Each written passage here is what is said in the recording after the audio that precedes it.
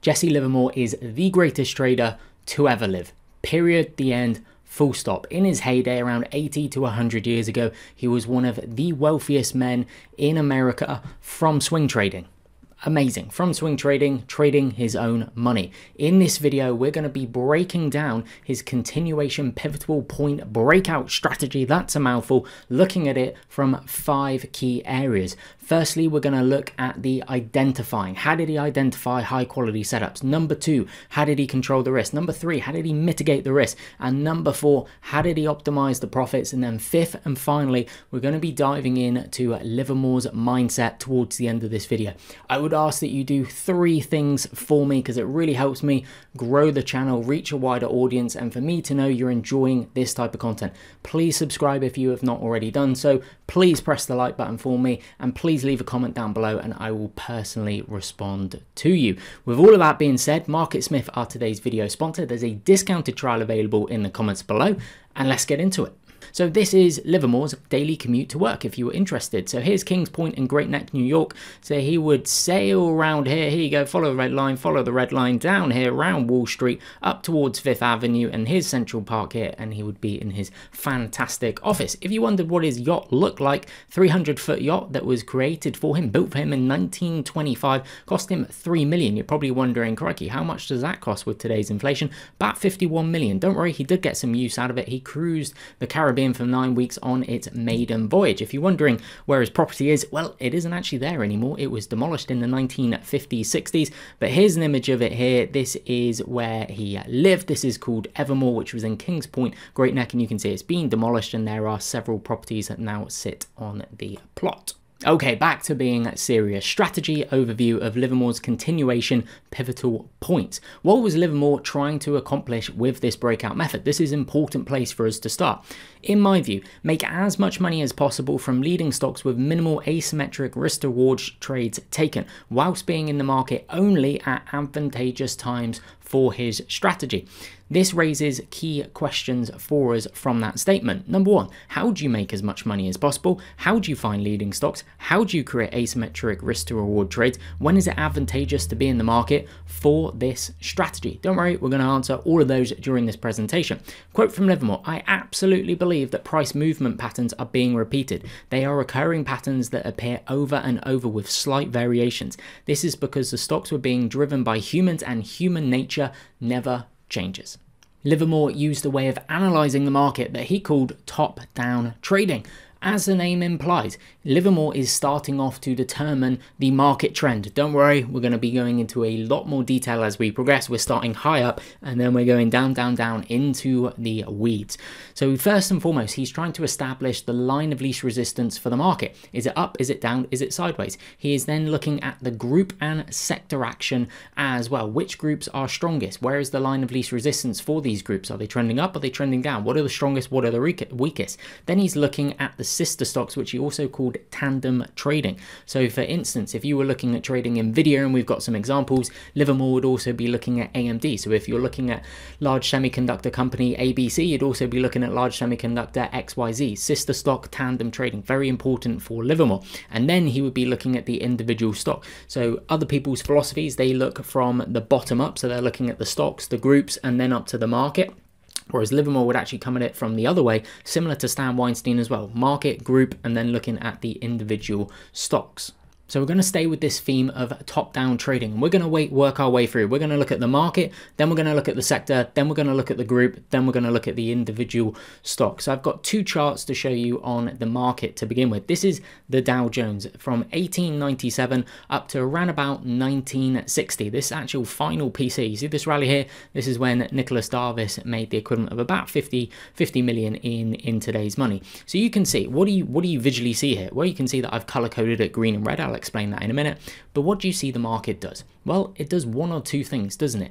It either moves in a trending environment, so either trending up or trending down, or it moves in a non-trending environment, which is trending sideways. So Livermore would look at the index. So we're looking at the Dow Jones here, so I can go back all the way over the last 120 years or so, and Livermore would determine where is the line of least resistance. Is it to the upside? Is it to the downside? Or are prices moving sideways? And what I've done here in terms of the color coding is just shown pretty much, there's a couple of wiggles and jiggles, but pretty much green is when the Dow Jones is above the monthly 10 EMA, and red is when the Dow Jones is below its monthly 10 EMA.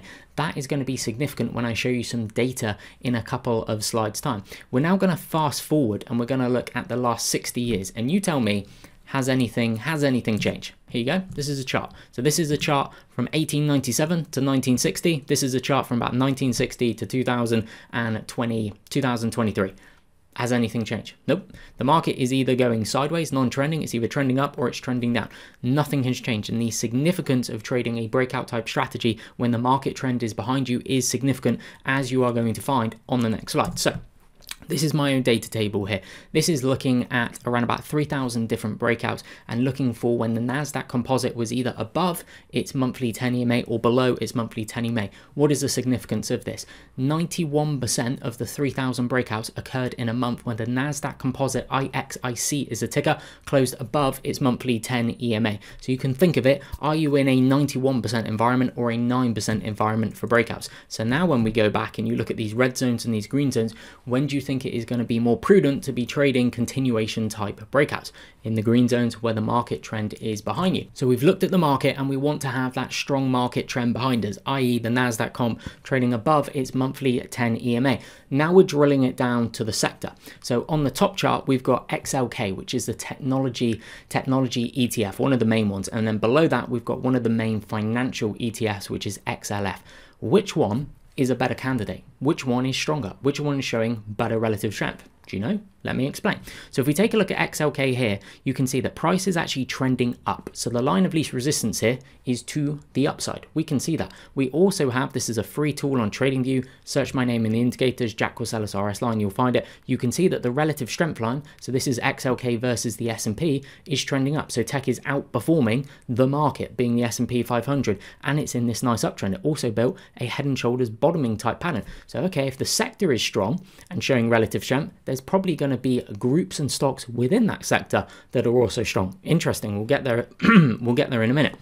If we then look down here at XLF, well, what do you notice? Well, price is actually below two of the three main moving averages. It's below the red line in here, which is the 40-week SMA, which is the 200 SMA on the daily chart. And look at the relative strength. You're getting 52-week lows, which are these red dots, instead of 52-week highs, which are the blue dots. So which group is stronger? You're going to see as we go through and I teach you about Livermore's stock selection, leading groups, leading stocks. So technology, as it stands right here, is a much better sector to be looking in because of the strength, because the line of least resistance, if you're looking for breakouts and continuation type breakouts, you want to have a strong group behind you where the line of least resistance is to the upside, not to the downside, as you're seeing in XLF. So now let's break it down a little bit more. We have SMH, which is the semiconductor ETF on the top on the weekly chart, and below that we have POTX, which is a cannabis ETF, so cannabis related stocks.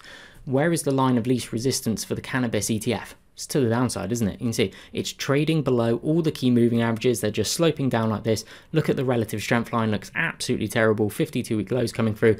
On the other side of that, SMH, what do we see? Well, we see this head and shoulders bottoming type pattern. The line of least resistance is to the upside. We can see it's trending up. It's just actually consolidating in here around key moving averages, but the trend is up. Overall, the relative strength is good. So now we're breaking it down. We're going, okay, strong market trend behind us. If we're imagining the NASDAQ comp, which at the time of filming this, it is above its monthly 10 EMA. Okay, the line of least resistance is to the upside. We had tech being XLK, the line of least resistance to the upside, showing relative strength. Now we're breaking it down. So we're looking at groups within the technology sector, such as semiconductors, and we can see relative strength, line of least resistance to the upside. Now we break it down to an individual stock basis, and this is where Livermore used the sister stock, which he also called tandem trading approach. So on the top, we've got Nvidia, head and shoulders bottoming type pattern, and on the bottom, we've got AMD, both of these on the weekly chart, head and shoulders bottoming type pattern. Which one is stronger? Do you know? Which one is stronger? Well, let's take a look.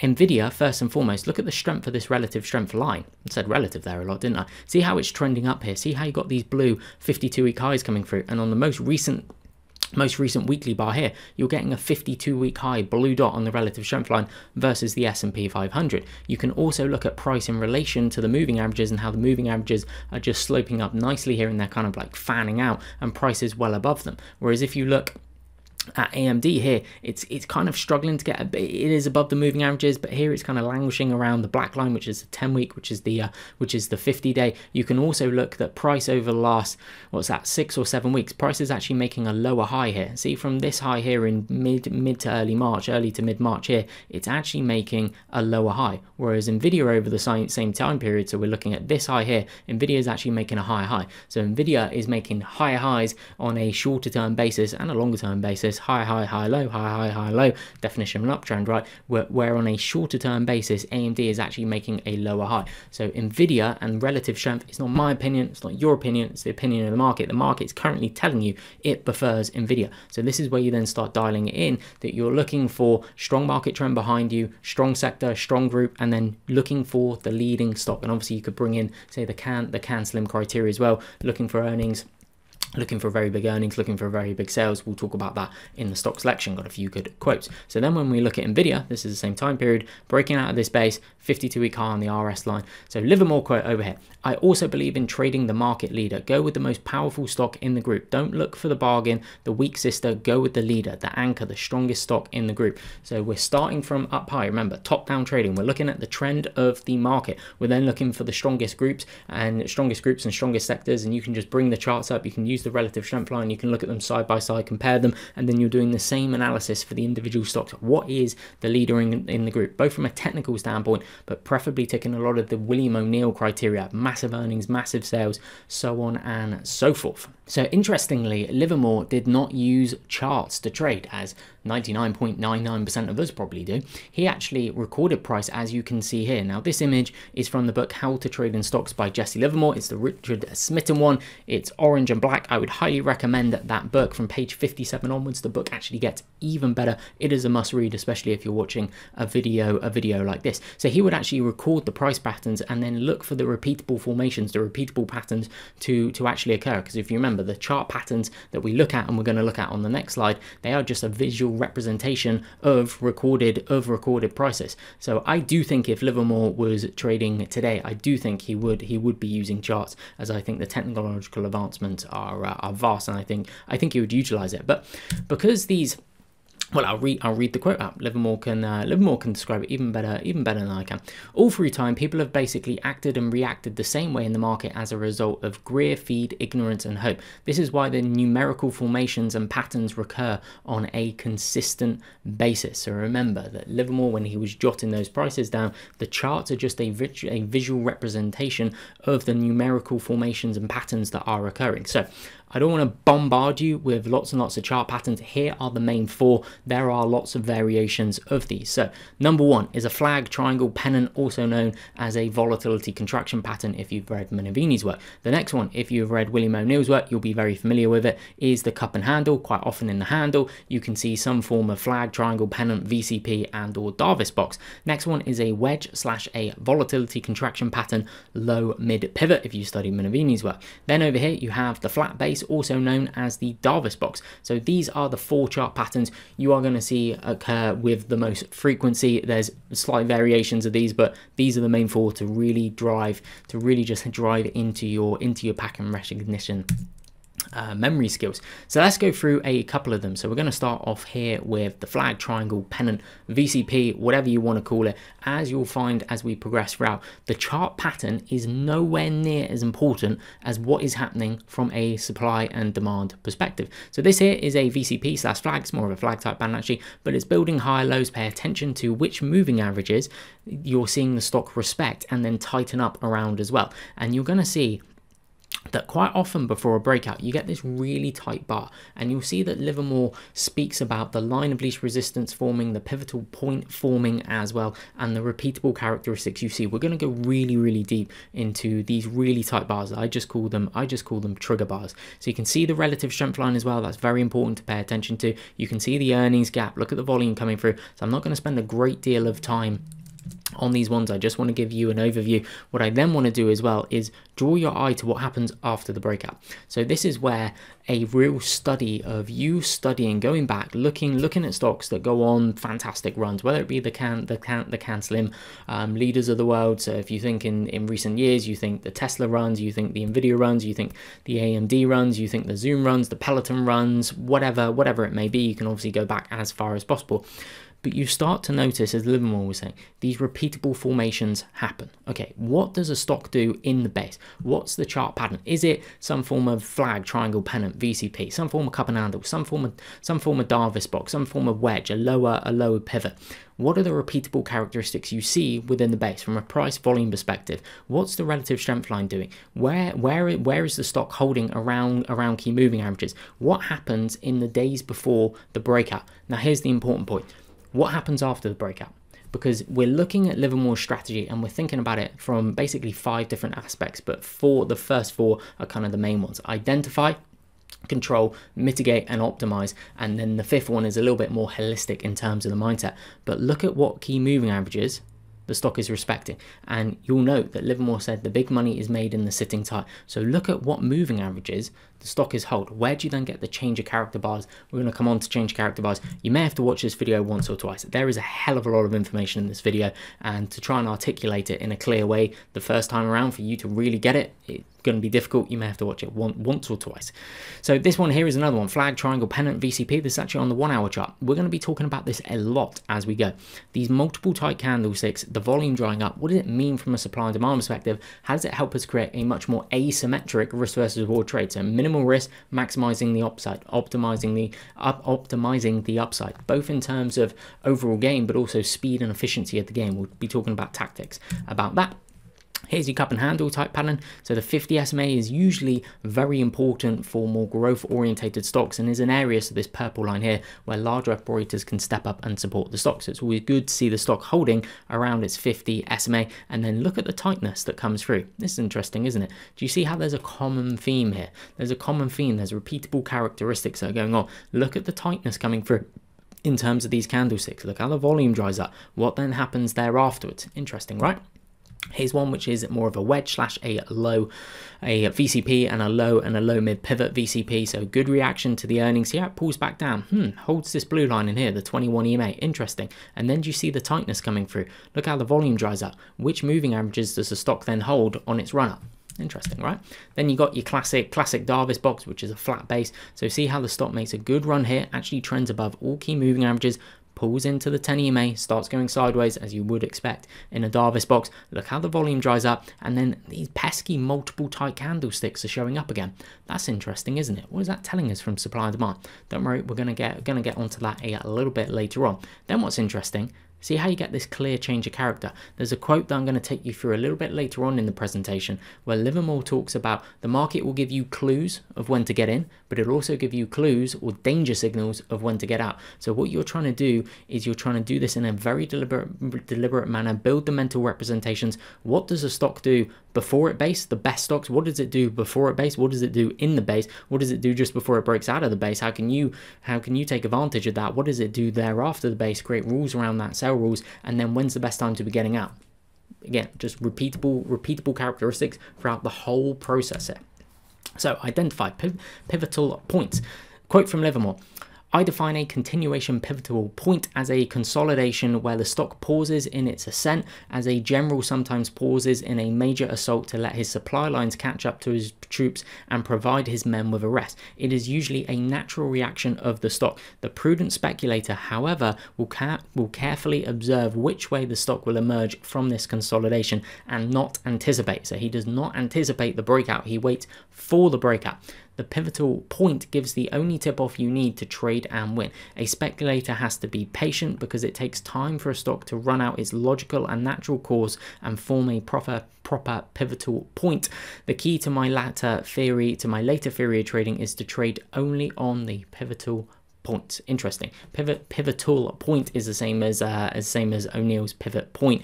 Livermore just changed name. So now we're actually going to start getting into it a little bit in terms of thinking about supply and demand. Now this may be a little bit woo-woo for you at first, but by the end and in about 5, 10, 15 minutes time, hopefully it's going to make a lot of sense, especially when we start applying this concept here and you visually start to see it on the charts. You'll never look at a chart in the same way. So I'm going to go all Newton's first law on you.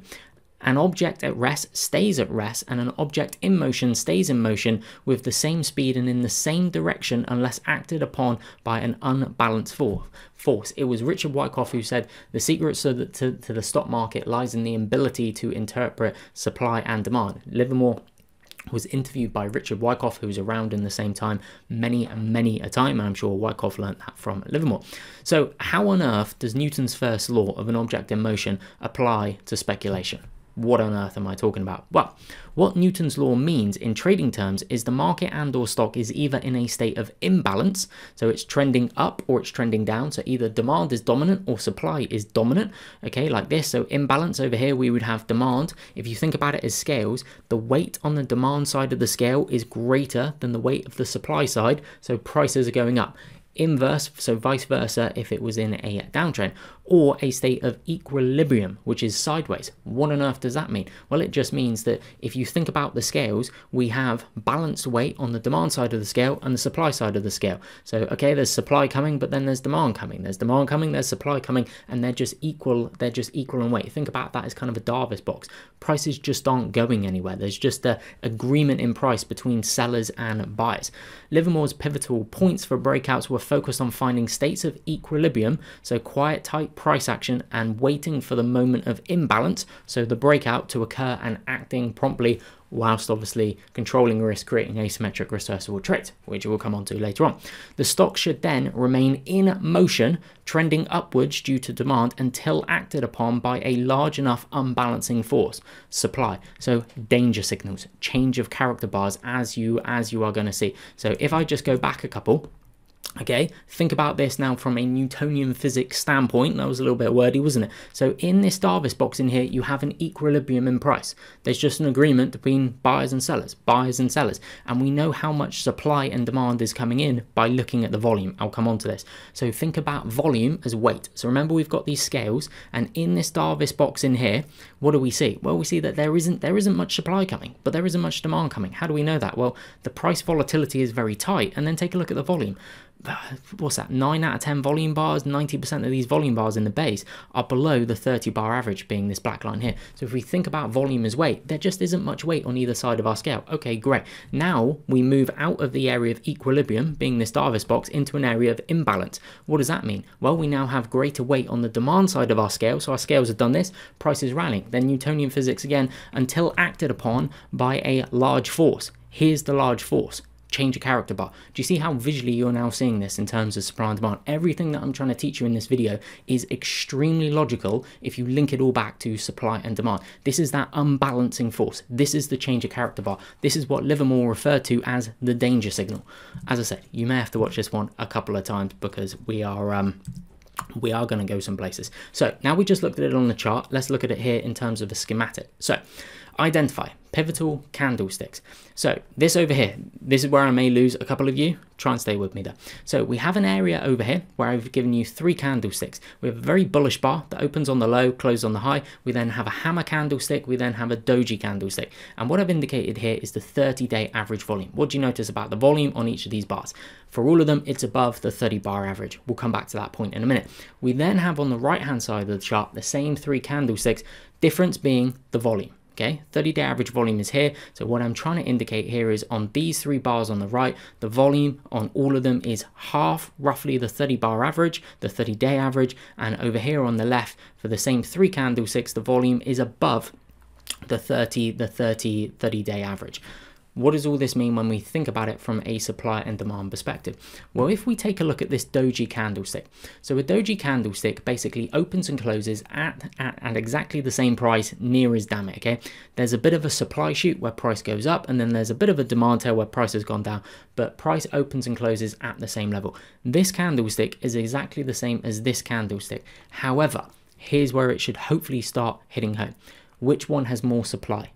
Because if you think about supply and you think about demand in terms of volume, and then you think about it in terms of weight, it's obvious that the one on the left here relative to the one on the right has more supply coming to the market. Why? Because we can see volume is twice the 30-day average, whereas on the right over here, volume is half the 30-day average. So it's indicating to us that there is less demand needed to meet the supply coming to the market for prices to just close level. So price opens and closes at the same level. Whereas on the left one here, what we can see is supply must be coming to the market, but demand is also having to come into the market at the same kind of weight, at same level to absorb the supply. So when we start thinking about pivotal points, this is important. The type of candlesticks we see in the volume is important within the pivot. Why? Because it's indicating to us how much supply is there. So if you see a pivot forming and you get some tight doji candlesticks in the context of a VCP, a flag, something like that, but the volume's still high, that can actually indicate to you that there is absorption of supply.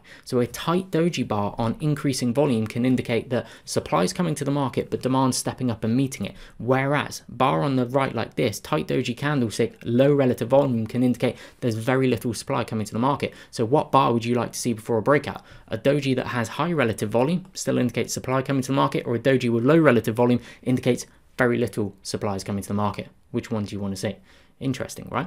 Which bar also, thinking about the same concept here, you see this really bullish bar. So we've got one here and we've got one here. Which one has more supply hidden behind it?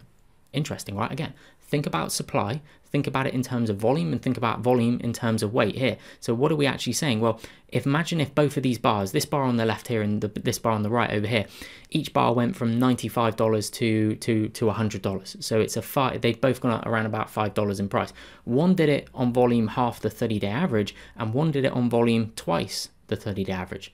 Which one's got more supply? Well, this one over here, this is what I call, this is a side note, this is called bullish ease of movement. Think about it logically. There's hardly any volume, but yet price easily moves to the upside. Whereas this one here, it's taking a lot of volume to push price higher for the same result. See that? See how you're starting to think in terms of supply and demand as weight on those proverbial scales. So you know how it's, you always need breakout, you always need big volume on the breakout. Well, you don't. You really just want price to go up as far as it can possibly go up. And if it does it on low volume, that can actually be a really bullish sign. So remember these scale analogies, okay? We've got supply, we've got demand, and then we're thinking about weight. So I'm actually just going to start over here. Okay, I want to start here. We'll then back it out. We'll start really going through this chart. This is a key chart in the presentation. So it's a cup and handle type pattern. Then within the handle, price gets nice and tight. You see this? I call this trigger bar action, because for me, when I'm thinking about pivotal points, and pivot points, whatever you want to call them, I'm going to call them pivotal points, pivot points, because I've read O'Neill's book so many times as well. But multiple tight candlesticks like this, look at the volume. Where's the volume gone? So think about this now from a supply and demand perspective. Each bar is a scale, okay? Each candlestick you see, this is applicable whether you are on the 1 minute chart, the 1 hour chart, the daily chart, the weekly chart, the monthly chart, the 5 minute chart, whatever, it doesn't matter. Each bar has supply on one side and demand on the other side. Your job is to interpret the supply and demand forces in the context of chart patterns, and then thinking, can I create an asymmetric risk versus reward trade? So when you see this proper basing pattern, this nice cup and handle type pattern, then price starts getting really tight like this, and oftentimes it will move sideways. Okay, you'll move sideways on one or more key moving averages, moving sideways, and the volume dries up. So in essence, this is a mini Darvis box before it breaks out. What are these multiple tight candlesticks and the low relative volume telling you about supply? There isn't much supply. Then, can you visually see the demand? Are you starting to get it now? Can you see the large volume coming through, and think about volume as weight? Think about volume as weight. Think about what you're seeing in terms of the candlestick, the interrelatedness with the volume as well. Think about that scale. So over here, this first big bar that we see, think about the scale. Our scale has done this. There is huge weight on the demand side of the scale and very little weight on the supply side of the scale. Price is powering up here.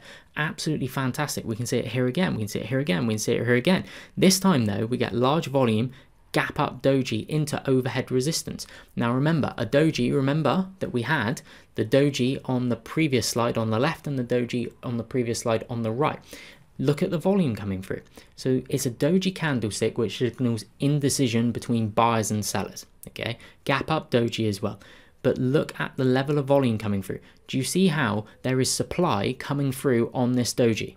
So remember what I was saying on the previous slide, and you were thinking, that sounds a little bit weird, it doesn't really make sense. What is he on about? Is he on drugs or something like that?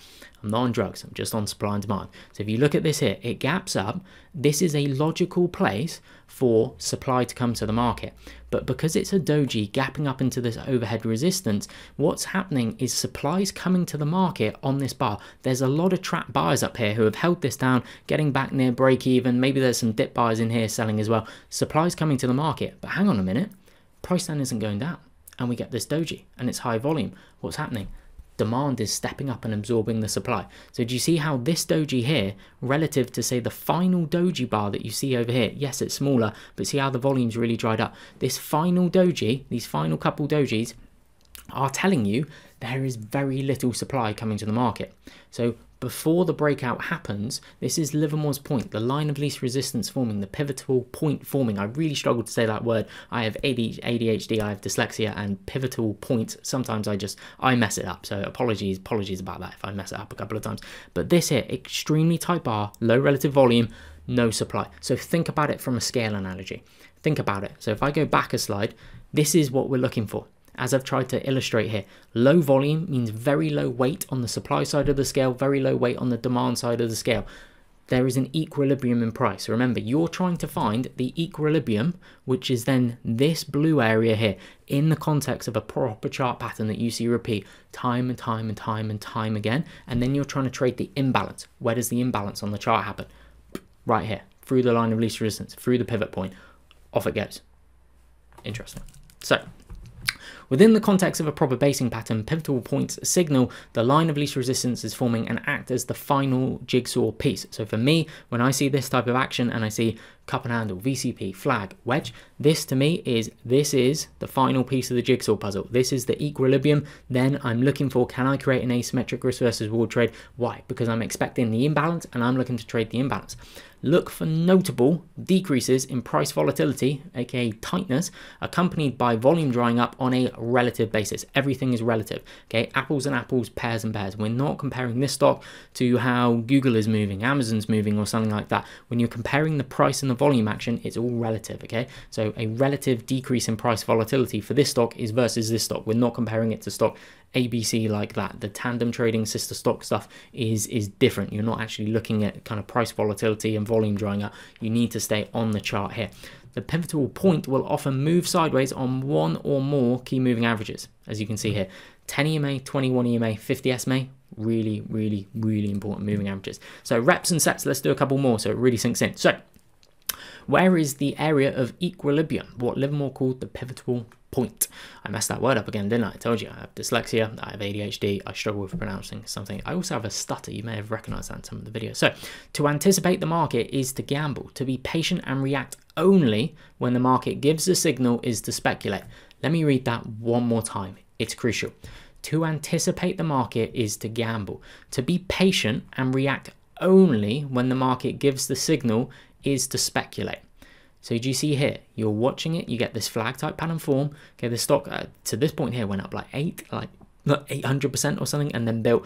This is probably arguably the best high type flag you're pretty much ever going to see in terms of textbook. See how it just builds high lows, rides the 10 EMA, little shake out demand tail in here, and then you see it just tightens up in here, holds above the 21 as well. Tight, tight, tight. Look how the volume dries up. Think about our scales. What's this telling us in terms of our scales? And then the breakout comes. Be patient and react only when the market gives the signal is to speculate. Breaking through this tight area of equilibrium on the chart, if you like, is the signal. That's the signal. Let's keep going. So entry points, the area of equilibrium, the pivotal point, is the area Livermore would seek to enter positions. Remember what he said earlier. That was the only place later on in his trading career he was looking to enter. This means the entry price depends on where the area within the basing pattern forms and is not necessarily the height of base breakout. Let's go through that, because if we're looking at this here, we've got quasi wedge, VCP, low pivot, whatever you want to call it, right? The stock starts building higher lows and tightening up. 1 contraction, 2 contraction, 3 contraction, 4 contraction, 5 contraction. It's getting really tight over here, and this is volume. Very crudely drawn, but see how the volume is sloping down here. So what do we have? We have tight price action, volume drying up, think about our scale analogy, supply and demand. What is this area on the chart telling us? It's telling us there isn't much supply coming to the market. We'll really start thinking about the risk management side, but I'm just starting off kind of broader base, and then we're going to go down and we're going to get more and more advanced as this video goes along. I've got to try and take you on a journey with this video, as you can imagine.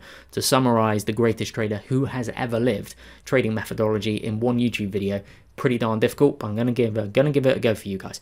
So see how this here, this is the area that I'm calling up here, the area of equilibrium. This is the pivot point, the pivotable point. It's down here. So the entry is down here on this chart here around $91, $92, okay? It's down here for a break at this lower purple line. It is not the high of the base. It is not $100. Why? Because down here around $90, $91, this is where supply stopped coming to market. This is where the volume is dried up. This is where supply has dried up. So our expectation is that the market should move quickly through here. And when it starts moving quickly through here, that there is the entry. That's the market giving the signal. That's to speculate. We're not anticipating, we're waiting for it to move through the pivot point, to move through and show us the line of least resistances to the upside. This down here is also where you can create a much more asymmetric risk versus reward trade.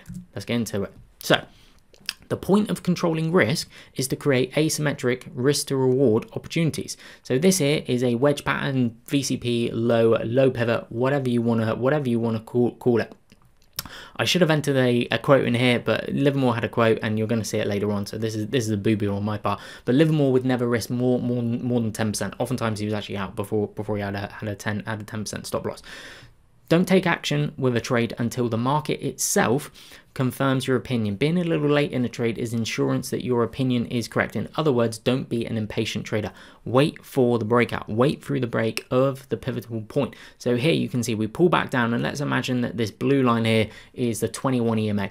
So you see the stock has been in an uptrend. It pulls down, finds support on the 21 EMA, 1 contraction, 2 contraction, 3 contraction. It's sitting right there. And then let's say your entry is going to be here, and you're basically just going to hold on to it until it closes below the 21 EMA. That's going to be your exit.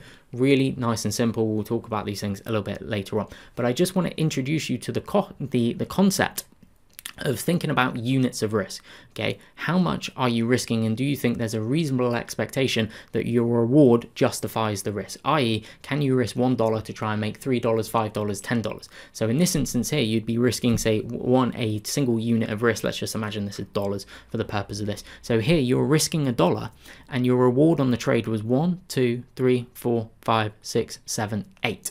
8 times your risk. That there is extremely healthy. But this is why the kind of concept, just to kind of stay a little bit broad at the minute, this is why the concept of looking for the tight areas on the chart and that kind of area of equilibrium, the pivotal point where everything quiets down, the volatility comes down, the volume dries up. Why?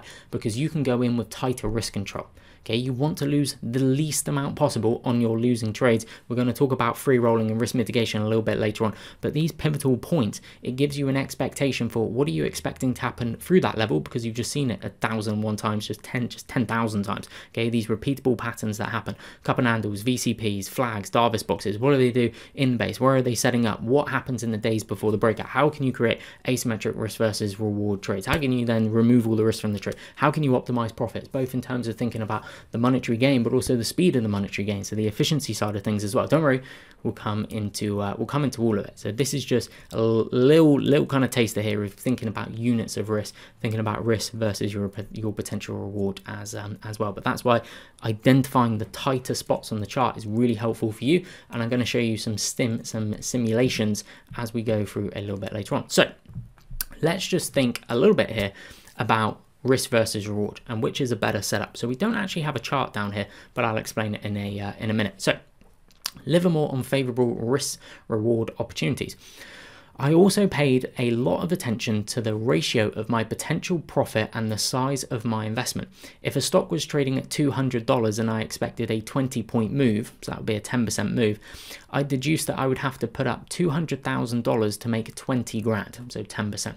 This was not appealing for me because the risk-reward ratio was out of balance. Few investors establish a risk-to-reward ratio before they enter a trade. It is essential to try and do this, have a specific plan. So what Livermore is saying here, Remember, he had a fixed stop loss of 10% maximum. So what he's saying here is if he thought the stock could go up 10%, but he's risking 10%, that is of no interest to him.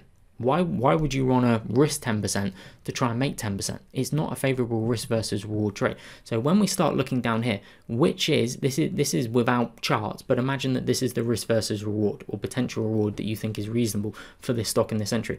So which is a better risk reward setup? Is it number 1 over here, number 2 over here, or number 3 over here? Obviously, it's number 3 all day long. Why? Because you're taking minimal risk relative, or you're taking small relative risk to potential big reward. That is the game that you want to play 1,001 times, 10,000 times, 100,000 times. You don't want to play game number 1, where you're risking more than your potential reward. You don't really want to play game number 2, where your risk is pretty much the same as your reward. You are looking for areas on the chart that you can create very asymmetric risk versus reward trades, i.e. you can risk $1 to try and make $10, to try and make $20, to try and make $30, okay? Minimal risk, lots of upside. Minimal risk, lots of upside. So now when we start going through some charts, drill that into your brain. Minimal risk, lots of upside. Minimal risk, lots of upside. That's how we want to think. So due to the relative tightness associated with pivotal points, they aid in creating asymmetric risk versus reward opportunities. Do you see how it's all starting to come together a little bit now? See that? It's all starting to come together. The only thing to do when a person is wrong is to be right. By ceasing to be wrong, cut your losses quickly without hesitation. Don't waste time. So what Livermore was saying there is, if you identify the pivotal point on the chart, but then it doesn't break out, or maybe it breaks out and it turns around and you get in and it goes underneath the area, the pivotal area, get out. You're wrong. Get out quickly. Take your losses really quickly and keep them less than 10%. But here you go. Do you see how? If we can identify, it's like this nice cup and handle type pattern again, isn't it? See how it gets nice and tight in here. See how you get this little kind of Darvis box action. See how it's consolidating one or more key moving averages. Great. This gives us a spot on the chart where we're expecting something to happen. Our expectation is, here is the pivotal point. Volume is drying up. Supply is drying up. Price should move quickly through this level. Not the higher the base. This area here around 44.36. This is where supply has stopped coming to market. This is where it dried up. Our expectation is demand should show up. And because there is low amounts of supply, think about that scale analogy again. There's low supply. So if we get a big increase in demand, what's the scale going to do? The scale is going to do that. Price is going to do what? Price is going to do that. It's going to go up. Great. Momentum. That's what we like. Then an object in motion tends to stay in motion. Newtonian physics. So look at the breakout bar. Look at the volume coming through. But important here, the tight area enables you to control your risk. Tight stops relative to potential reward. So here, risking $1 to make, I know it's not quite dollars, but understand the concept here. You're risking 1 to make 1, 2, 3, 4, 5, 6, 7, 8 times on this chart here.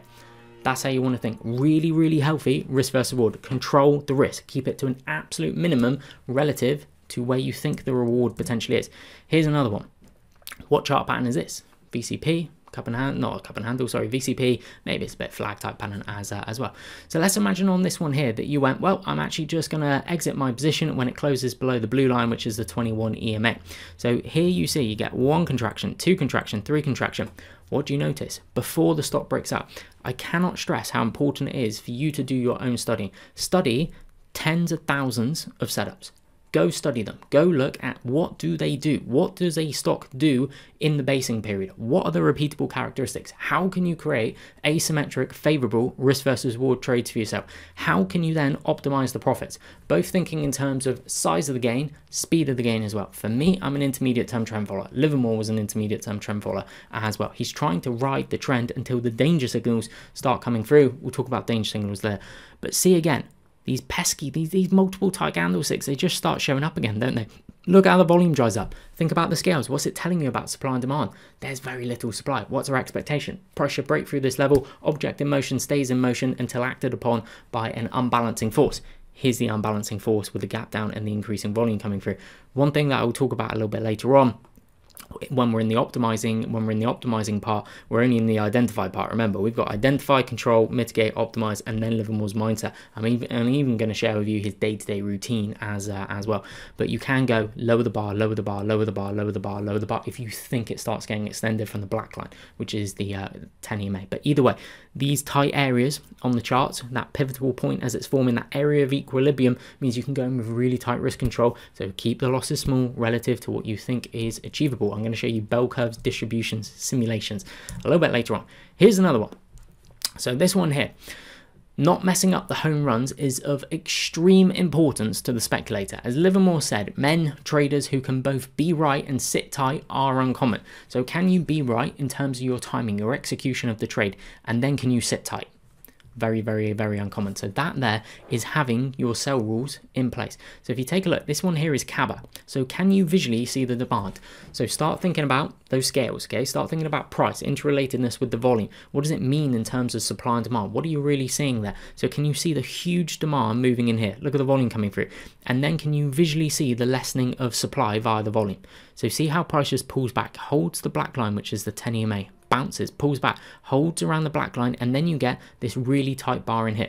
This is why these tight bars, in the context of proper basing type bands, I just call them trigger bars, because for me it's the last piece of the proverbial jigsaw puzzle. It is where supply is dried up, the area of equilibrium is formed, the pivotal point has formed. I can create an asymmetric risk versus reward trade. I want to get in on it because my expectation is it should move through that level very quickly. I can then look to free roll it and ride the intermediate term trend for however far that intermediate term trend is going to go. Maybe it goes up 5%, maybe it goes 50%, maybe it goes 500%. I have no idea. I just want to ride it. So see how tight it gets up here, then it breaks. So this one here, it actually goes up 63 times the initial risk. Now, this is on log scaling. So if I changed it to arithmetic, it would be absolutely huge and you would kind of see it. So if you're going, well, this green area is not 63 times bigger than the red area, it's because it's log scaling, okay? But this here, your risk initially is $14 if you went stop low the day in here. The return is $8.88 because the price went pretty much from $2 to around about just over $10 up here. 63 times the initial risk before it closes below the 21 EMA, this blue line in here. Okay, so you never have any idea whether it's going to go up 0.5 times your initial risk, 2 times, 3 times, 5 times, 50 times, 63 times. That's the point of trying to get the big trades right. And I'm going to show you why getting the home runs right is really, really, really important. Really important. So by correctly catching the pivotal points, it enabled me to make my initial purchase at the right time so that I had an entry point at the right place from the beginning of the move, getting in at the beginning of the move. So in terms of continuation type patterns, getting in at the beginning of the continuation when it starts breaking out. This ensured that I was never in a loss position. I could therefore ride out the normal stock fluctuations without risking my own capital. Once the stock had moved off the pivotal point, I was only risking my paper profits, not my precious capital, because I was in profit from the beginning of the trade. There's a really good interview with George Soros, very different trader from Livermore, but George Soros talks about in terms of his risk management that they would risk their profits and not their principal. So they would risk their profits to make more profits, but they would not risk their principal. Exactly what Livermore is saying there. Really key.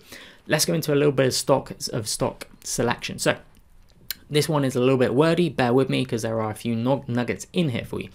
Watch the market leaders, the stocks that have led the charge upward in a bull market. That is where the action is and where the money is to be made. As the leaders go, so goes the entire market. If you cannot make money in the leaders, you are not going to make money in the stock market. Watching the leaders keeps your universes of stocks limited, focused, and more easily controlled.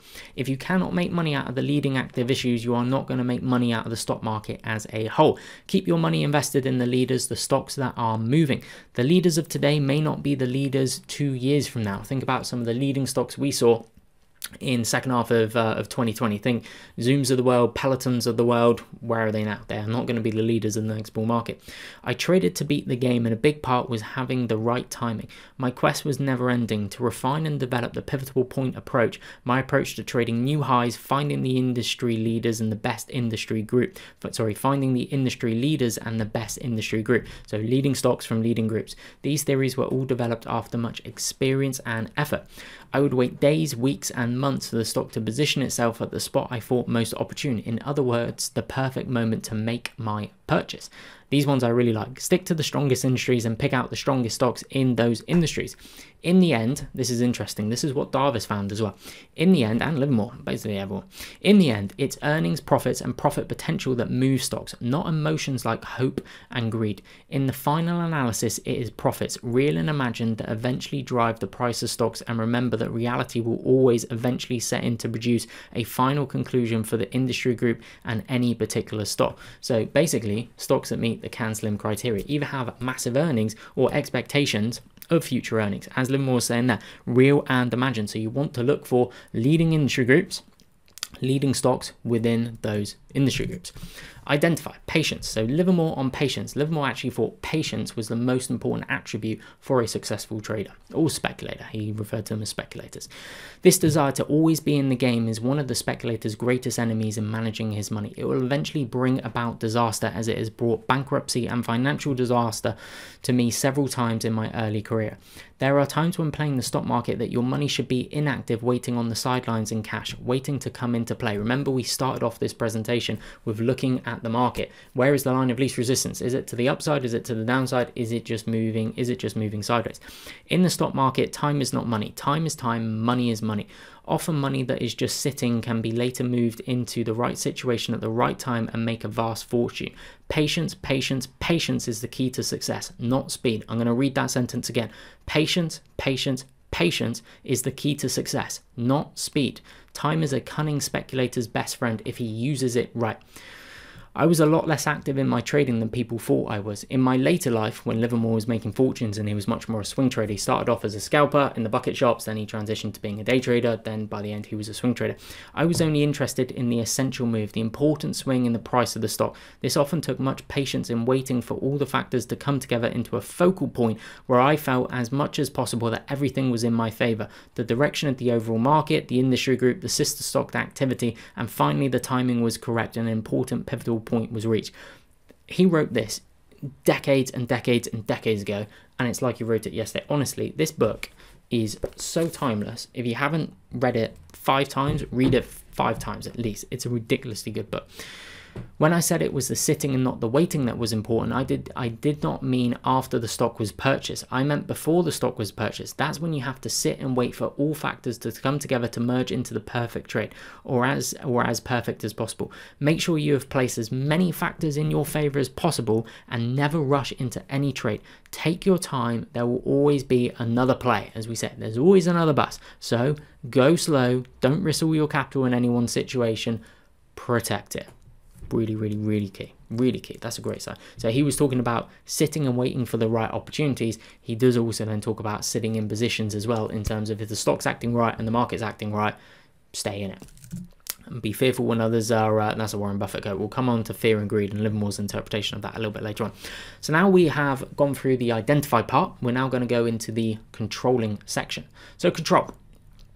The 10% loss rule became my most important rule for managing money. Remember, a speculator must set a firm stop before making a trade and must never sustain a loss of more than 10% of invested capital. So never take a loss on a position greater than 10%. Sometimes you can be unlucky, whatever that means, and it can gap down on the earnings or something like that where you have huge slippage.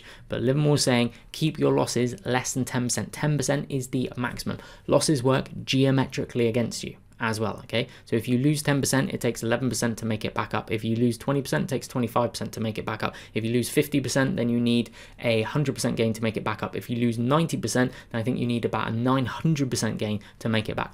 Many times I would close out a position before suffering a 10% loss. I did this simply because the stock was not acting right. A little bit later on, I'm going to take you really in depth in terms of candlestick. What's acting right after a breakout? What's not acting right after a breakout? So again, doing this in a very deliberate manner.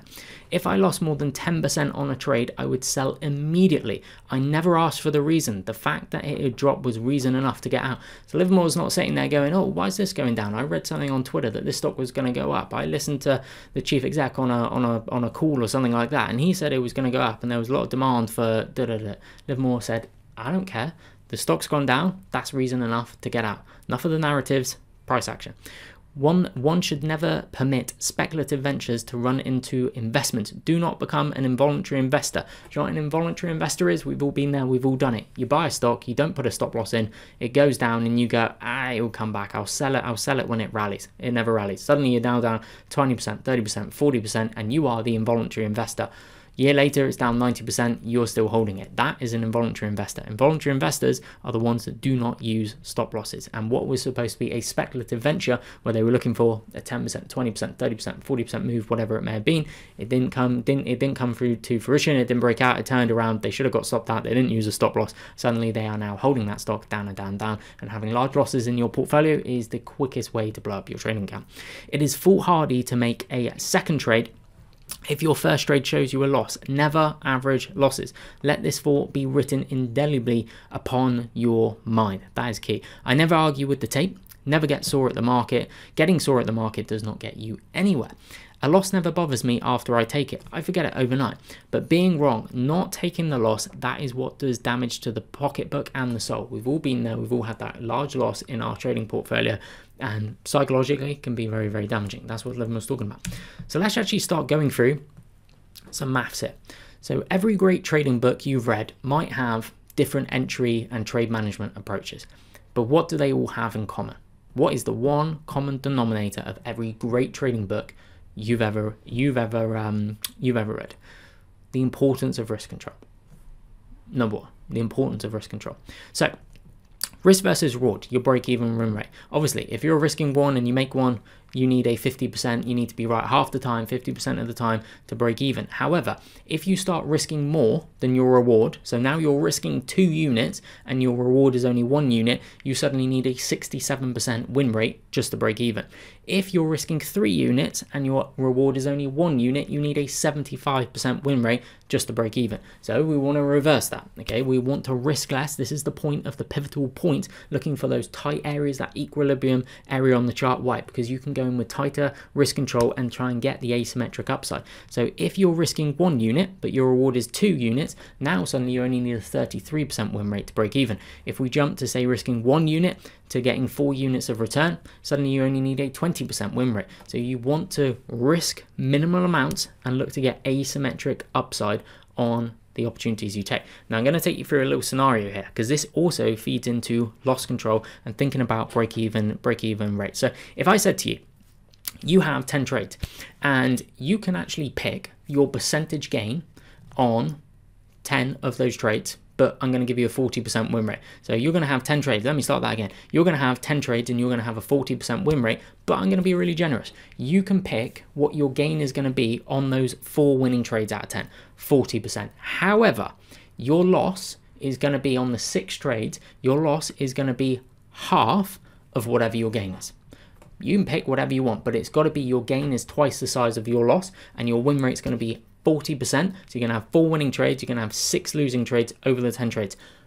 What numbers do you select? Do you go, well, I want to win 100% on my 4 winning trades and I want to lose 50% on my 6 losing trades? Well, after 40 trades, after 10 trades, your 10 trade compounded return on investment is minus 75%. Well done. What if you went, well, I'm a really conservative kind of guy. I just want to win 4% and I want to lose 2%. So I'm going to have 4 winners of 4%. I'm going to have 6 losers of 2%. That's going to get you 10 trade compounded return on investment of 3.63%. What's the correct answer? And there is a correct answer because this is just maths. It's winning 20% and losing 10%. Any more than that, and look how your losses, look how your return just dramatically deteriorates, especially when you start getting into the 21, 24, 27, 30, 35% category and below. Losses work geometrically against you. So 10%, 20%, that is the optimal 10.2% compounded return on investment. There is no better answer than that at a 40% win rate. So I think Livermore knew losses work geometrically. Again, he was just the greatest trader that ever lived. He knew this stuff inside and bloody out. If we did the same scenario with now your win rate was going to be 30%, but your gain was going to be 3 times your loss. So you've got 10 trades, we're going to compound the return on investment, and your gain this time can be 3 times your loss. What do you want to select? Do you want to go, well, I want to have 33%. I want to have 33% on my gains on my 3 wins, and then on my 7 losses, because I got a 30% win rate, then I'm going to have 11%. So that's 3 to 1. Well, after your 10 trades, your compounded return on investment would be 4.06%. The best answer there is 21% versus 7%. So there is a sweet spot here for both controlling risk and compounding money. That's why most of the books that you have read where traders have made the most money, invariably they have been swing traders. Why? Because it's optimal for controlling risk, but also for the compounding money element as well. So let's start going through mitigate. And we've got some more examples to go through where we'll be bringing in the controlling risk a little bit later on, during the mitigation stage actually. So mitigation. This is a supplemental section and is not directly discussed in Livermore's books. However, if Livermore were trading today, in my view, he would use some form of active risk mitigation. That is my view. Why would you want to mitigate risk on positions? The point of mitigating risk, this is really, really, really important. The point of mitigating risk is not to maximize upside, but to minimize downside. I'll say that one more time. The point of mitigating risk is not to maximize upside, but to minimize downside. And you might be like, what do you mean by mitigate risk? What on earth is that? Don't worry, got some slides to go through. So minimize risk, minimize drawdowns, help control the emotions, improve strategy and tactics on each trade. So we're not looking, with the active risk mitigation part here, we're not looking to maximize the upside, we're looking to minimize the downside. Okay, take care of the downside, take care of the losses. Would you rather the opportunity? So here is kind of it in a nutshell. Would you rather the opportunity to double your money, taking 5, 7, 10% risk on your entire position, or the opportunity to double your money, taking 0% risk on 2/3 of your position? So would you rather try and double your money on your entire position with 5, 7, 10% risk, or would you rather have no risk and try and double your money on 2/3 of your position? Herein lies the point of risk mitigation.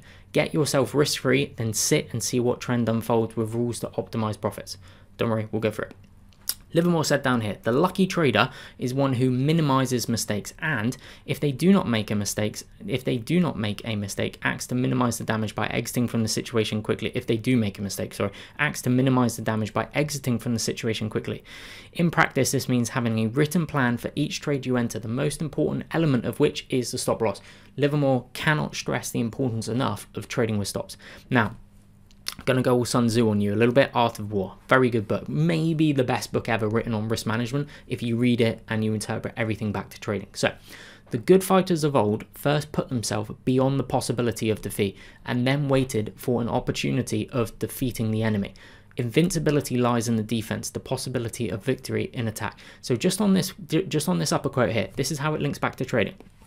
The good fighters of old, so think, the good traders of old first put themselves beyond the possibility of defeat. They can't lose any money on the trade, and then waited for an opportunity of defeating the enemy. Think about that last part there as a trend unfolding. So they're getting themselves positioned, take all of the risk out, and then see if a trend unfolds. That's how we want to play the game. So mitigate, example 1. And Livermore is saying here as well, if you buy more than 5% or 10% above the initial pivotal point, then you may be late. You may have lost your edge because the move is already well underway. This all goes back to the controlling risk, creating asymmetric risk versus reward trade. So what we've got here is a volatility contraction pattern slash flag. 1 contraction, 2 contraction, 3 contraction here, and we got some price levels. So the pivot where we're looking to enter, that pivotal point, is going to be $100. This is where we're looking to enter, and we've got 3 contractions within the base. 1 at $90, 1 at $95, 1 over here at $97, okay? So we're going to buy it at $100 and we're going to place our initial stop loss down here at $95. Let's keep the maths really simple and then we'll start talking about the free rolling side of it as well. So our pivot's going to be $100. We're going to buy 3 shares. So our total invested is $300. Let's keep the numbers small. Let's just keep it really easy so you understand this point here, because it can be very confusing if this is the first time you've heard it. Our stop loss is going to be at $95 down here, 5%. Okay, so if we're buying it at 100 and we're going with a 5% stop, 5% of 100 is $95. Hopefully you're following along.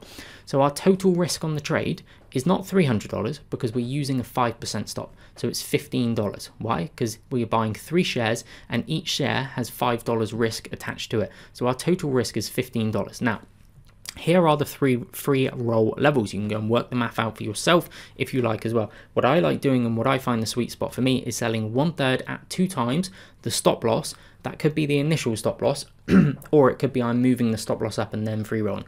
But for this instance here, we'll just say it's the initial stop loss. So what I'm going to do is I'm going to sell 1/3 of my position. So we've got 3 shares. So I'm going to sell 1/3, which is 1 share in this instance, at 2 times. So remember, 2 times where my stop loss is. So that's 5%, $5. So I've got to sell it at $10, okay? So by selling 1 share at $110, which is 10% gain, 2 times the 5% stop loss, means I've locked in $10 profit. But wait, I've got 2 shares left. Each of those have $5 risk attached to them. So 5 times 2 by my maths is $10.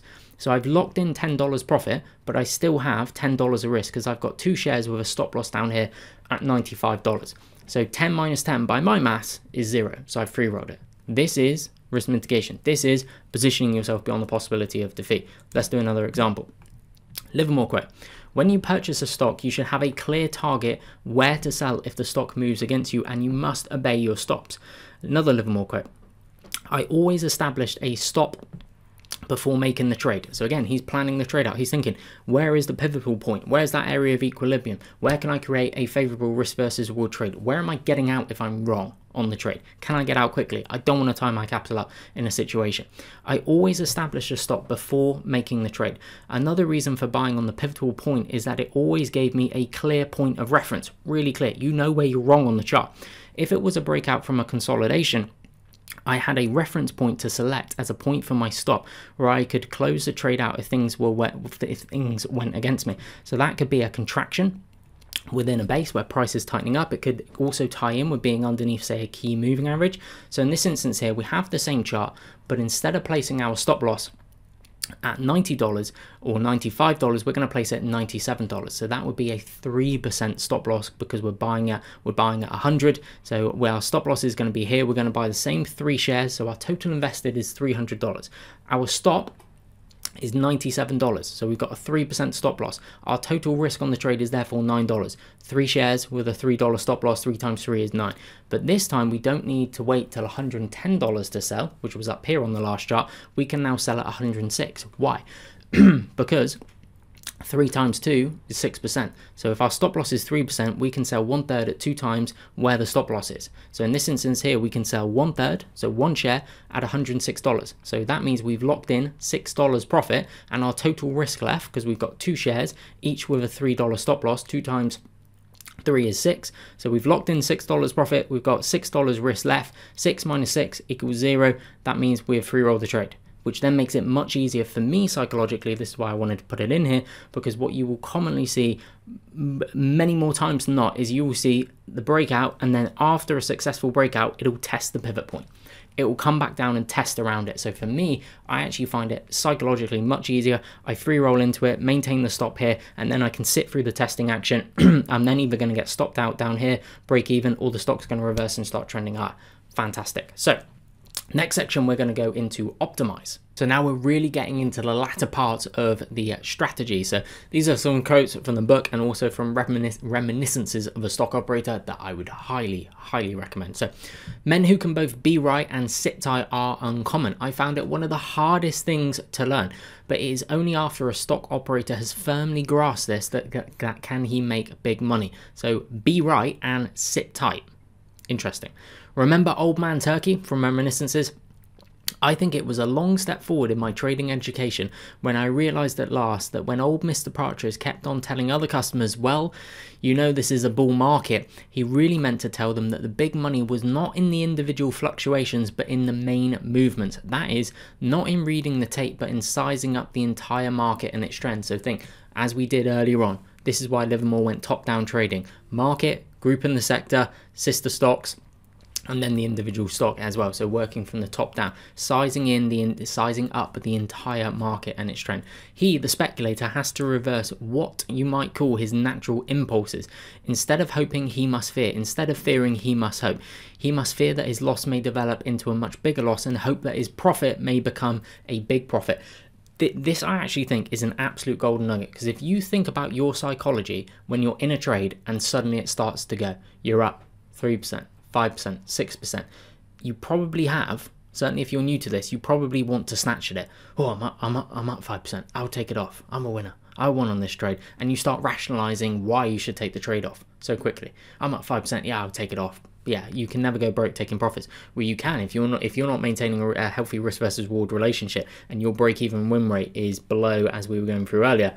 You are going to go broke taking a profit. You need the big profit. So this is a man who is the greatest trader who has ever lived, speculated for 40 years, and he is saying you have to sit right.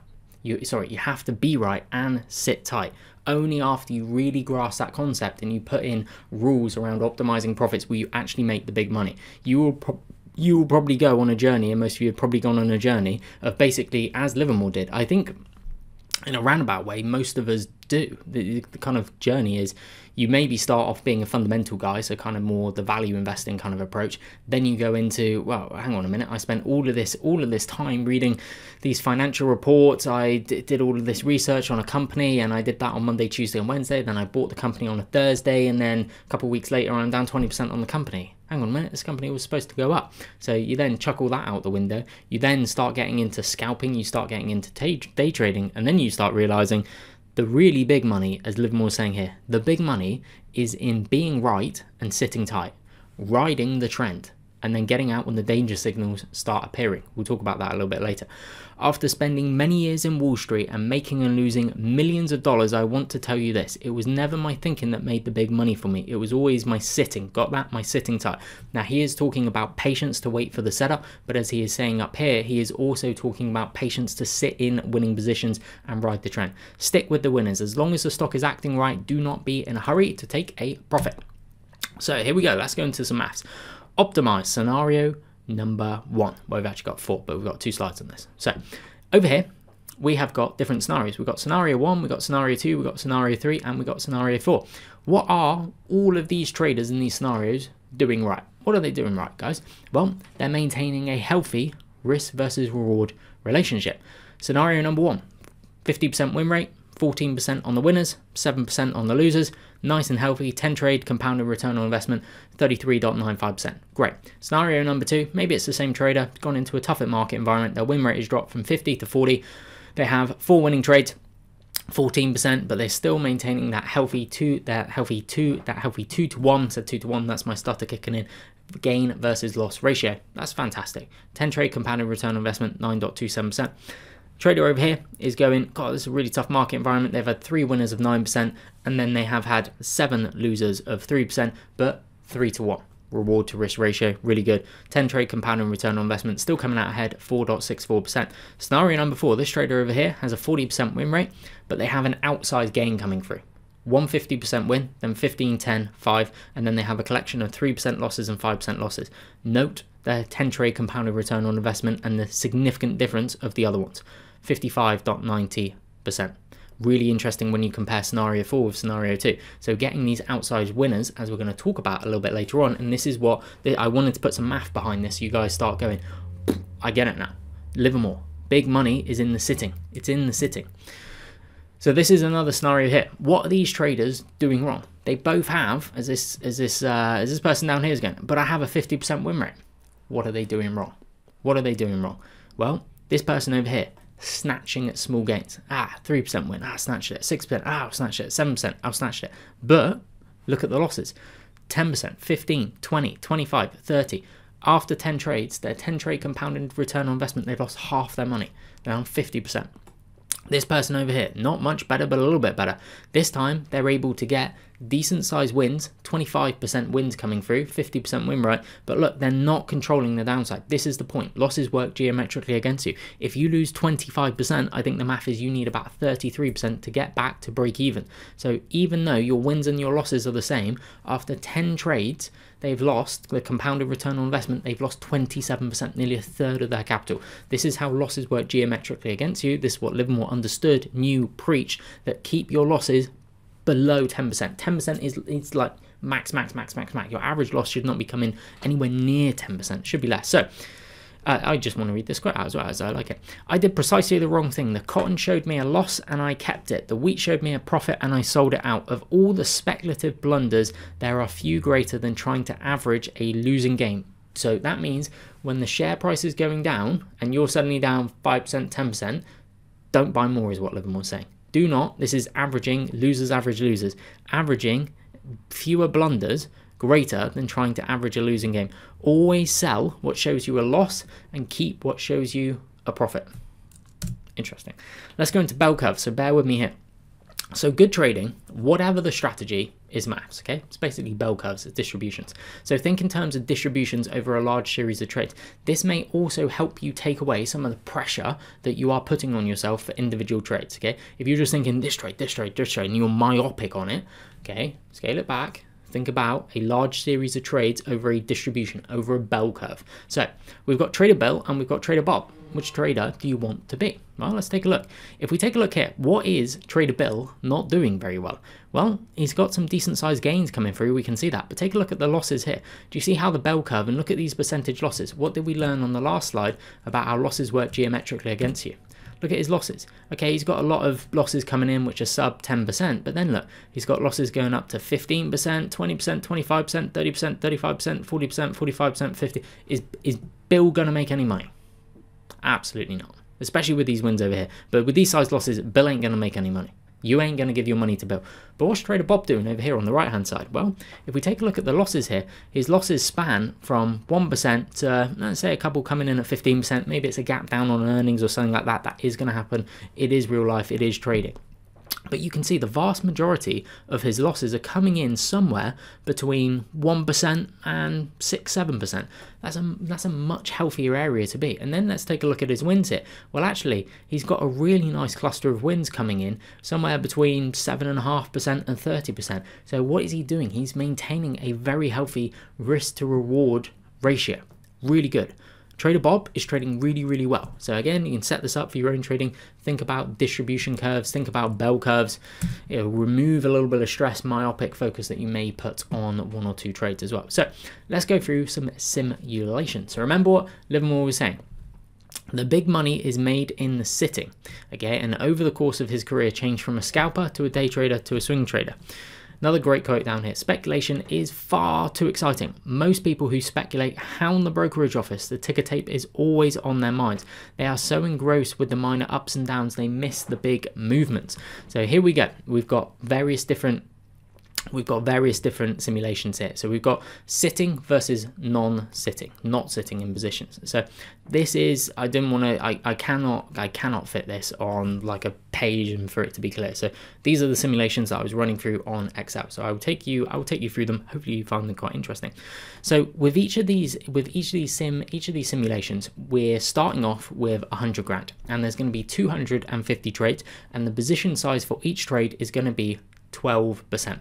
Each one is also going to have a win rate of 40%. So that means for each of these simulations, there's 250 trades with a 40% win rate. That means 150 losing trades and 100 winning trades.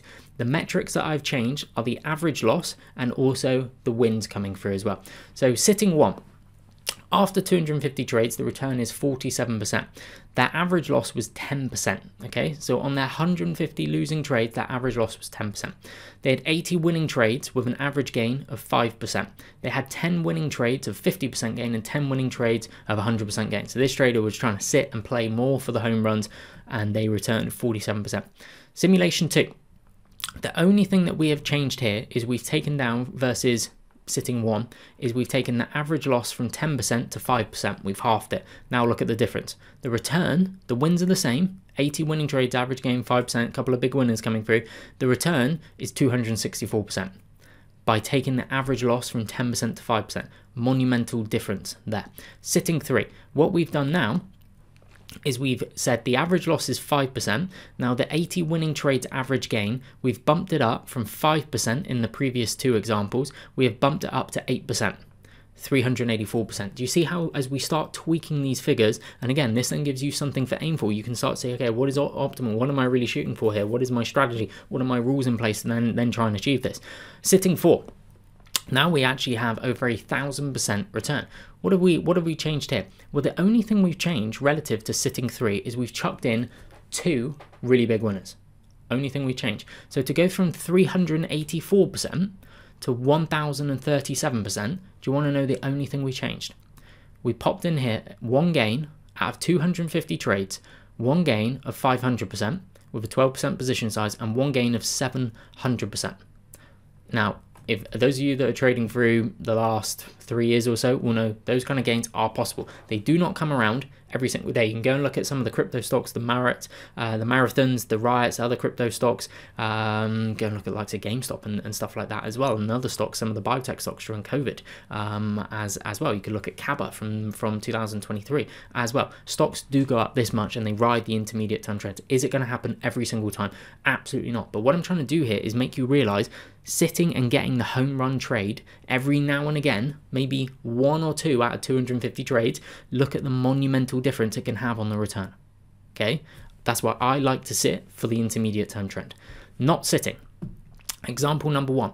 So same 40% win rate, 150 losing trades, 100 winning trades, 30% return. What we're saying is the average loss is 5% and the 100 winning trades, the average gain is 10%. So they are 2 to 1 in terms of reward versus risk. They return 34%.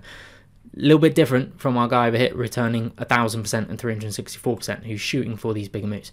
Not sitting, number 2. Now what we've done is we've changed it from the average loss staying at 5%, but we've changed the winning trades average gain from 10% to 15%. Look at the difference at 141%. So now they are 3 to 1. But hopefully these returns here, just looking at them, looking at the math involved, get you to kind of think about how you actually want to be potentially looking to manage your trades. I think, as Livermore said, sitting and trying to get the home runs right, I think is really important. Cannot stress it enough. So let's go into the candlesticks, because Livermore's quote: as long as the stock is acting right and the market is right, do not be in a hurry to take profits. So how do we interpret if the market and or stock is acting right? What tools do we have to help read the supply and demand balance? We were doing this a little bit earlier on, if you remember. Price and volume. Okay, great. But how do I actually read the charts? Next slide. Here we go. So I don't want to teach grandma how to suck eggs. If you've got this far through the video, you probably have a fairly good understanding of trading, candlesticks, what they look like. So this is a green candlestick, which basically means the open is lower than the close. This is the higher the bar, this is the lower the bar, and the difference between the open and the close is known as the real body of the candlestick. Over here, the only difference is you have the open, which is above the close, so that's the real body. You have the lower the bar and the higher the bar as well. Now you have variations of candlesticks. So you have candlesticks that are more bullish, candlesticks that are less bullish, subject to what is going on from a supply and demand perspective. So if I just start over here, this is BU1. This is just to kind of order them, so you kind of have a visual of and like labeling and stuff like this. But it opens on the low, closes on the high. Really bullish, isn't it? If we go down to the other end of the spectrum, well, it opens here and then it closes here, but price tried to go up and then got brought back down. So this is what I call a supply shoot. On the other end of the scale, we have bearish candlesticks. So this is the most bearish candlestick. Why? Well, it opens on the high of the bar and it closes on the low of the bar. And obviously you have volume, which we're going to talk about in a minute. So it opens on the high, closes on the low. That's not looking very good, is it here? But over here, you have a BE10, which actually opens on the high, goes down, but then there must be demand there. Why? Because buyers step back in and bought it back up and then close up here. This is also known as a hammer candlestick. So optimized candlesticks, now we're looking at price and we're looking at volume as well. So this is the most bullish bar you can kind of get, okay, where you have really wide price spread. It opens on the low of the bar, closes on the high of the bar. Other end of the spectrum, the most bearish bar you can get is where it opens on the high of the bar, closes on the low of the bar, and especially if you get a big increase in volume and the stock's been trending for a while and you get a bearish change of character. So what do you want to see soon after a breakout? You want to see bars which are over this left hand side of the chart. What do you not want to see soon after a breakout? Bars over the right hand side of this chart. When is the stock acting right? When is it not acting right? You also want to be aware of when the stock's been trending and then you start to see bars occurring that are happening over here. I don't know why I'm waving my hand like this, but you can see bars that start looking like this. That could be, as Livermore said, a danger signal. Let's go through some examples. So example number 1, the stock is acting right. Look at this. Remember that bar that we were just looking at? Does this look a little bit familiar here? Gap up, open on the low, close on the high. Gap up, open on the low, pretty much closed on the high. Look at the volume coming through. Interesting, right? There's a reason why I included that slide. Then it builds this flag. Look at the tightness coming through, and then this is one of the most bullish bars you can see. Opens on the low, closes up, and then you get this blue dot. What's that blue dot? 52-week high on the relative strength line. Really good to see indeed. Next one here. So if you have timed the movement correctly, your first commitment will show you a profit at the start. From then on, all that is required of you is to be alert, watching for the appearance of the danger signal to tell you when to step aside and convert paper profits into real money. Do you actually know who was selling here? Elon Musk. Interesting, right? I actually did a poll on Twitter. You can go and have a look at this day. This is in November 2021, I believe. So it's a little bit slow out of the gate, but then it gets trending. But then look at this huge change of character. Okay, remember those bars that I was showing you a couple of slides ago? Opens on the high, closes on the low. Look at the volume coming up as well. So often the largest part of a stock move occurs in the last 2 weeks or so of the play. I call it the final markup phase. So you can see base after base starts acting right, getting out well. Look at all the 52-week highs. This is Boohoo UK stock. See how you get this little cup and handle low pivot, starts getting out. Look at the volume come through, look at the bullish price action, and then here it gets really, really climactic. If a stock runs up this much and then you see this much volume coming through, this is extremely, extremely climactic. You should be looking out for a danger signal. Now, bearish change of characters. So a speculator must be patient, get into the position and wait, but at the same time a trader must be completely alert for clues when they come, good or bad, and then take action to either buy or sell his position. So look at this, cup and handle, look at all of these tight candlesticks, look how the volume dries up. Think about those scales, supply and demand, there ain't much supply coming through, and then look how the stock trends up here. So see how it stays above the 10 EMA and the 21 EMA for this time frame. They are the two moving averages I use when I free roll the trade. I like trying to ride these moving averages unless price starts getting extended from the 10 EMA. But then, as Livermore said here, he did not use moving averages to sell his positions, but he would be on the lookout for one-day reversals, which are basically change of character type bars. So look at this here. Do you see the sudden change? Are you visually starting to get it now? See the sudden change. Price is acting differently.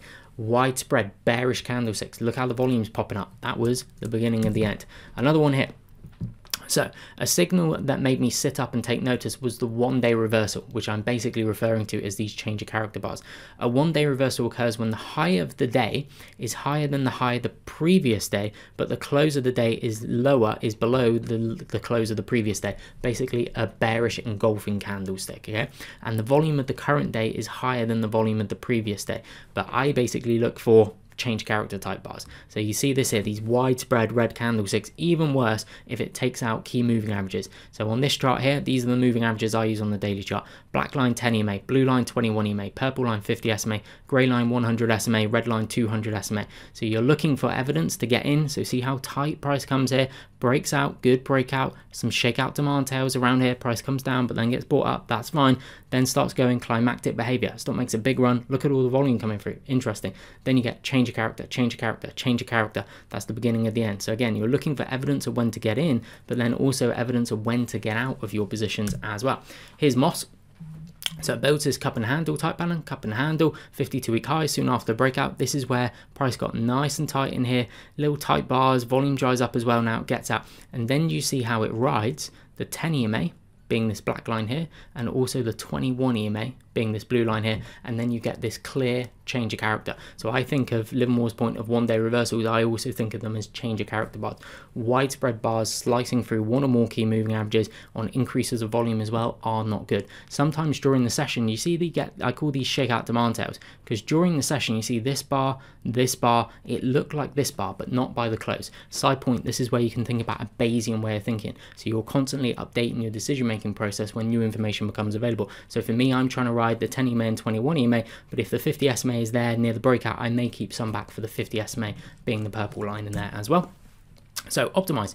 This is why this is Netflix here. So it builds this kind of VCP, one contraction, two contraction, tight, 10, 21 and 50. See how you get this really tight bar in here and the volume dries up, and then look, really nice breakout bar come through, but see how it just U-turns here. But this is where, remember what I was talking about with the risk mitigation, the active risk mitigation. By selling part of your position into this pop, well, then if it pulls back down and undercuts this low here, you free rolled the trade. You're stopped out break even, subject to gaps down, slippage and stuff like that, okay? But instead of then when it starts pulling back down, you're going, well, hang on a minute, I had a 10% gain in the stock or something like that, maybe even close to 11, 12% when it was up here near 560 into this overhead though, highs of the base here.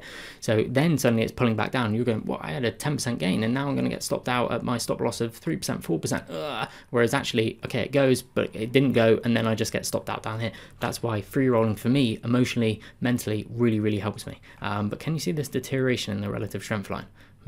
Maybe something was off there.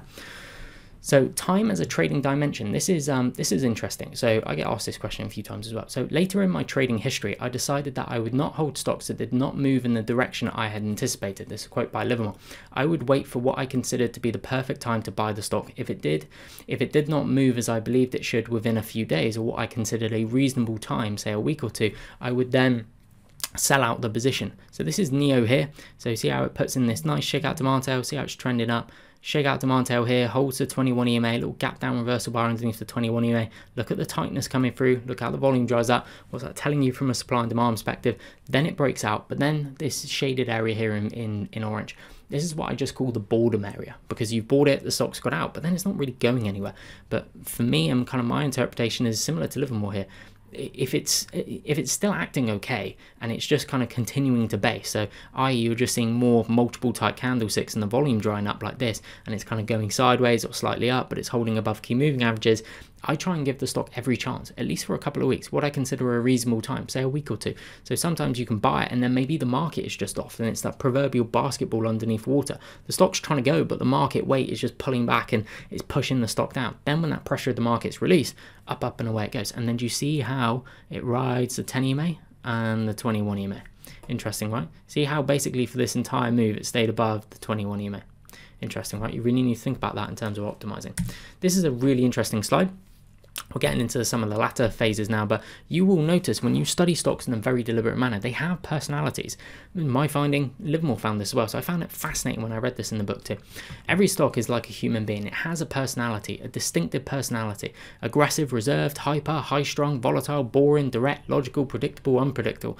I often study stocks like I would study people. After a while, their reaction to certain circumstances becomes more predictable. So therefore, it really helps you in terms of thinking, how was a stock acted previously? Because then it could be an indication of how a stock is going to act in the future. Because if you think about human beings, if you've seen them act in a certain situation, their behavior is likely to be similar in a same situation. So then think about that in terms of breakouts, continuation type breakouts.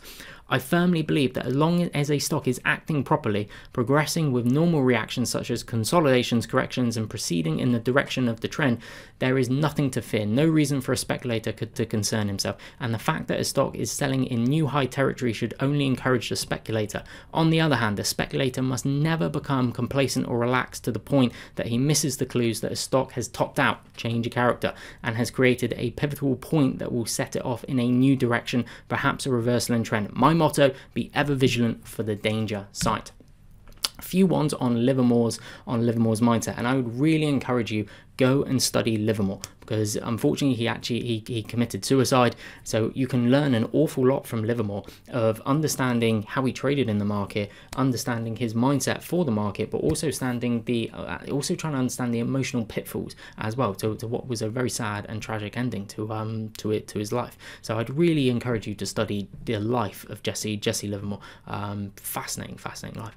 The human side of every person is the greatest enemy of the average investor or speculator. A man must believe in himself and his judgment if he expects to make a living at this game. That's why I don't believe in tips. Courage in a speculator is merely confidence to act on the decision of his mind.